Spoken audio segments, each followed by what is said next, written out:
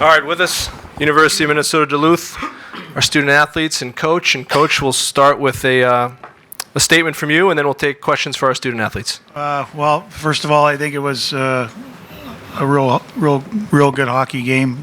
Both teams traded chances. Both goalies were good. We made the play at the end and got the winning goal, which was awesome. I thought.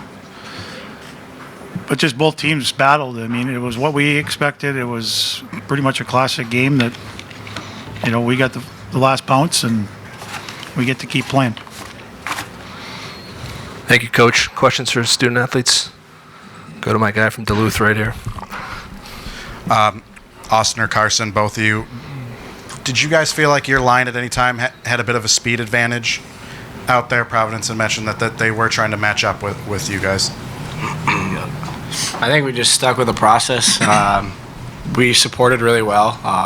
Tony, Kars, we just were just close puck support. We used the net really well, and like that Tony goal, and we used our D as well to jump in there. So I just thought close puck support overall was the key. I thought, just to add on that, I thought we've been doing that all year. Just like you said, we stuck with the process. Obviously, it paid off for us tonight. We'll get Bill here, and then I'll come back to you. So, Carson, I know for hockey players, it's always a thrill to score. How much more thrilling is it to score in overtime than score in the first, second, or third period, for instance? Yeah, I mean, obviously, in these tight games and playoffs here, every goal is huge. But you know what? It's something that you dream about as a kid, scoring OT goals. So it's a cool experience for sure. Let's get here, and then to Rich, please. For Kaz, Farley, or Carson, you guys had real good ends to a lot of periods, specifically the third period and that first overtime. What was kind of the mentality going into the locker room? Were those encouraging moments, frustrating moments going into those intermissions? I think, like I said, the process and stick with it. This team's a very good team that we just played, and they played very well defensively. So we had to use our point, and our D-man did a really good job of getting pucks through, and we were all over them in the offensive zone. Yeah, I think we just stuck with our systems all the way through. Obviously, that first period, there was a couple chances both ways, or first OT, a couple chances both ways, but I thought we just stuck with the process. Rich? Rich Garvin from the Worcester Telegram. I apologize. Is it Casimir? Yep. So I'm just curious. In the overtime, there was a sequence there. They hit the post once, then they had the give and go and the follow-up rebound on that. And I don't know if anything, your thoughts on specifically when they hit the post, and then if you remember the stops on the give and go. The poke check one. The post shot. Yeah. What were you thinking after Right when they shot it, I heard the post, and I just had to look in the Providence player's eyes to see where the puck was. But luckily, it wasn't in the net. Our D might have gotten a stick on it. I don't know, but it was a good shot anyways. And just post in, post out, we got lucky on that one. Up front. Kaz, what did you see on that poke check and pad save? I think they were right back to back there. I felt confident all through the game, and it was just another chance in the game. Of course, a pretty good scoring chance, but kind of sold myself and before he made the move, and was just lucky enough to poke it with my stick and bounce right off to their guy, and just good. Lucky me, he kept it low. What's it like to be in a goalie battle like this, where it's 1-1 going into two overtimes, and maybe how does tonight compare to some of the tight games you played in the NCHC during the regular season? Of course, it brings the best out of you. The other goalie's not going to give up any easy ones, and you kind of have to raise your own level to match that. And the big thing in overtime is just stick to your own game and not to think about it too much, and just stay confident and make simple plays. Bill? Yeah, for Casimir, you might have had the worst seat in the house for the overtime goal where you were. What did you see on that play? Were you surprised to see the red light go on? Did you look at the reaction of your teammates? How did you view that? A little bit. I I saw we threw the puck in the net, and I feel like there was a little delay before I actually saw the puck in the net. And of course, after that kind of scramble, you kind of want to make sure that the ref's pointing a goal and everybody else is celebrating a goal before going crazy. But yeah, it was a long skate for me, but I enjoyed it. Question right here. Austin, what was your perspective on Carson's goal? What do you remember about those 57 seconds of the second OT? I thought Tony did a good job getting above and rolling high, and he found Raskab, who made a pretty good play, and Kars banged it in, so it was pretty nice to see, and I was excited to grab on and hold on. Any other questions for the student athletes?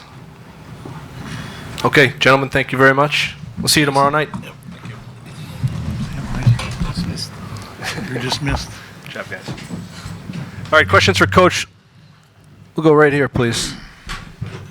Coach, before the second overtime, you guys had a lot of opportunities to sort of take advantage of Providence mistakes, but between the major in the second period and subsequent minors in the third period, you guys kind of had some trouble taking advantage of those opportunities. Are those missed opportunities going to be something that you guys remember more, or the opportunity that you ultimately did convert in the second overtime?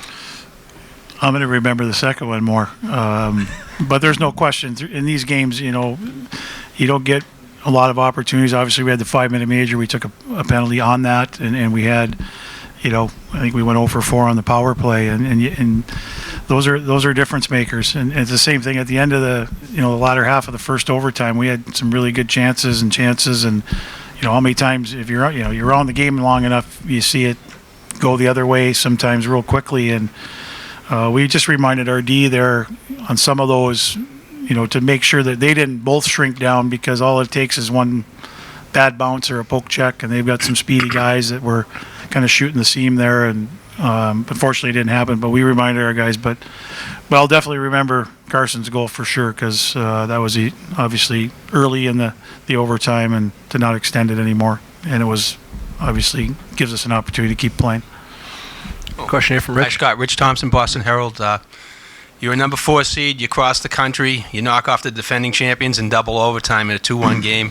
And my question is this a kind of extreme example of the parity that this 16-field team field was? Yeah, I think I said that yesterday. I think, and you look at the last 5 years, we'll go back to our championship in 11. I mean, we've had 4 first-time winners, and I think that alone speaks for the parity of college hockey. And I think everyone, when you look at the field this year, you certainly have your traditional powers that are back in here, but in the one-game shots, you don't know, and hopefully you get the puck luck and the bounces, and you find a way to win. But there's definitely it's made our game a lot better, I think. For whatever reason, whether guys are losing guys early, whether guys work hard. I mean, every program works hard and recruits well, and everybody has different philosophies. But I think our game is in a great spot right now. We've added a team, and we're hoping to grow it, and just everything about it is good. And I think the parity is really good for certainly college hockey and this tournament. Coach over here, third row. Obviously this is a game with 90-plus shots in the end, but early on it was, I think, 8-4 were shots in the first period. Is that something you expected, like a feeling out process and low opportunities, low event hockey?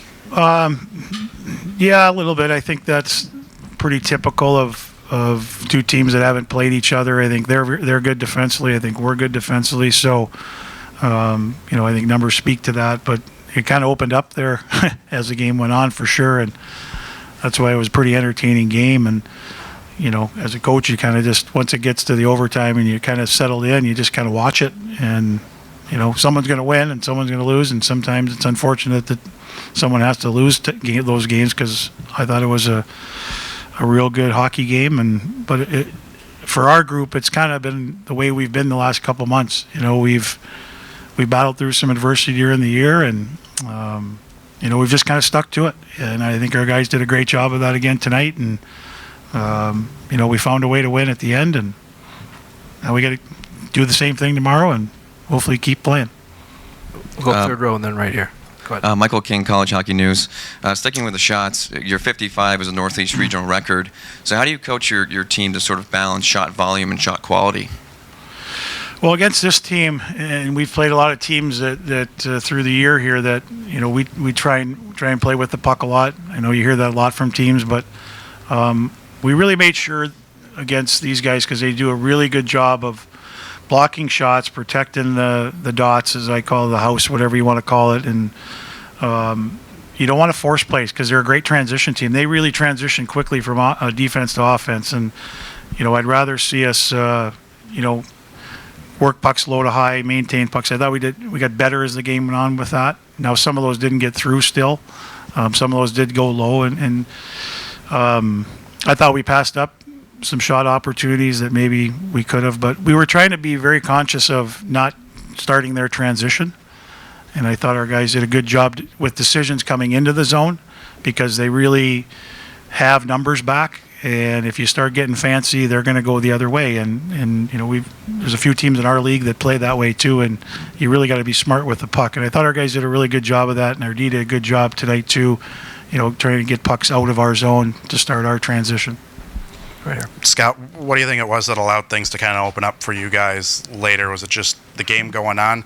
It seemed like early they didn't give you guys much time and space at all. No, you know, sometimes games evolve into that. You know, I think, like I said, they're a good skating team too. They play a very good structure. They got great sticks, but it just kind of sometimes games evolve. I mean, it could have ended up staying the same way. You know, I mean, it was 0-0 for a long time, and obviously for 2 periods, and then both teams get a goal. But you just expect it. You know, I mean, teams that are good defensively, they don't give up many opportunities. You know, you got to work hard to get opportunities, and you got to work hard to score. And we just, like these guys said, we just kind of stayed with it. And I think we had some shifts where we played the way we wanted, and I think started to wear them down. Obviously, a few shifts, and that when you do that, you get some momentum. And the nice thing is that's your best defense, because they're too tired, hopefully, to go the other way. But teams have done that to us over the year too. But it's just the way the game evolves, I think, Matt. Last question or so? Okay.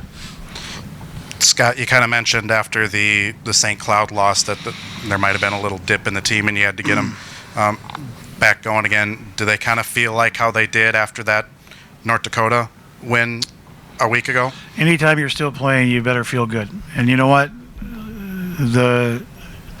The loss to St. Cloud stung, obviously, for 2 reasons. One, we thought we had to win the game to get in the tournament, and when we found out after that we were in the tournament, you know, or the other part of that is you want to win a championship, and you're playing tournament championship, you want to win. But we just didn't have a great second half to that game, and we talked early in the week, and you know, again, it's like a third season. It could be 4 games, it could be 1, 2, 3, 4 games, but it's a third season. And kind of got guys reset and refocused, and I think our guys were excited to get down here. And you know, our older guys have been out east here to a couple the regional last year, and so give them credit. I mean, give our guys credit. You know, it's kind of where we've come. You know, we've kind of grown in that way and stuck with things, and guys should feel good about continuing to play. Thank you, Coach. Mm-hmm.